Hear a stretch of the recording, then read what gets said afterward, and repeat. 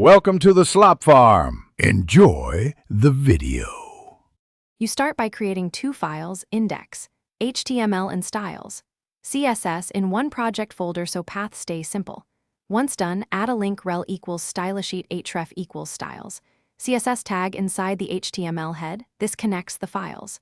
Make sure to save both files before reloading the page. You do this because the browser reads the HTML, finds the link, then fetches the CSS to apply styles. If the stylisheet is missing, the page uses default browser styles, so confirm file names exactly match. Now you write CSS rules in styles. CSS so HTML displays as intended. Start with simple selectors, element, class, and hash ID to target parts of your page.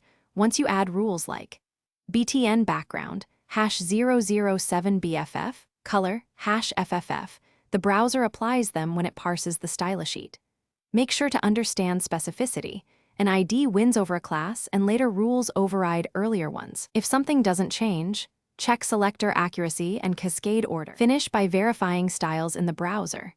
Open DevTools to inspect elements and review computed styles so you see which rule is active. Once done, make changes in styles. CSS and refresh. If nothing updates, clear cache or hard reload to force the browser to fetch the newest file. Also, check the console for 404 errors. If the stylisheet path is wrong, the link fails. If styles still conflict, simplify selectors and isolate the issue by temporarily disabling rules. Thanks for watching. Consider subscribing if we helped you today.